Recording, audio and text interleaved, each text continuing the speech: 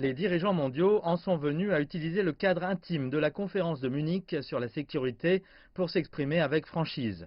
Le président de la conférence, Wolfgang Ischinger, a ouvert la conférence devant 500 chefs d'État et décideurs en regrettant la baisse du niveau de sécurité et ce qu'il appelle l'ère de l'impunité. Des gens meurent, la course aux armements s'emballe et la planète se réchauffe toujours plus rapidement. Ce n'est pas assez pour vous, les personnes les plus puissantes de ce monde, de dire que cela relève de la fatalité. Non, la situation de l'insécurité mondiale est absolument inacceptable. C'est dangereux et cela permet plus de haine et de conflits plutôt que de la coopération et de la paix. Le président de l'Allemagne s'en est pris à l'unilatéralisme en accusant les grandes puissances de provoquer une nouvelle course aux armements nucléaires par leur manque de confiance les unes dans les autres. Nous assistons à une dynamique croissante dans la politique internationale. Chaque année, nous nous éloignons de l'objectif de la coopération internationale.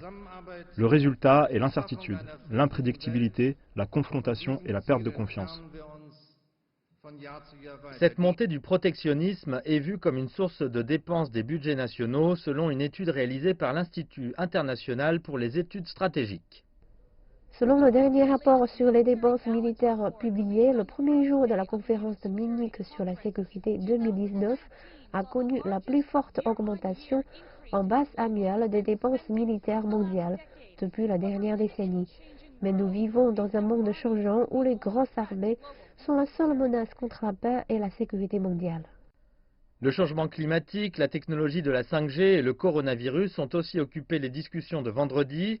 En marge, le Premier ministre canadien Justin Trudeau a appelé le ministre iranien des Affaires étrangères à une enquête complète concernant le crash de l'avion de l'Ukrainian Airlines abattu par l'Iran le mois dernier.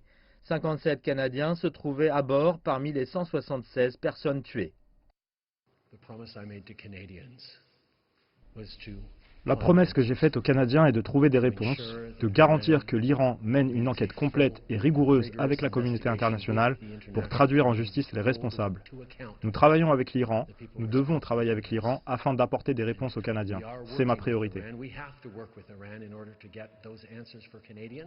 La première phase d'un plan de paix pour l'Afghanistan qui commence avec une réduction de la violence de 7 jours entre les États-Unis et les talibans a été confirmée durant une rencontre entre le président afghan, le secrétaire américain à la Défense et le secrétaire d'État américain. D'autres rencontres bilatérales ont vu le ministre chinois des Affaires étrangères, Wang Yi, discuter avec le chancelier autrichien et le ministre canadien des Affaires étrangères. Wang s'adressera à la conférence samedi sur la question du coronavirus et la protection des données personnelles.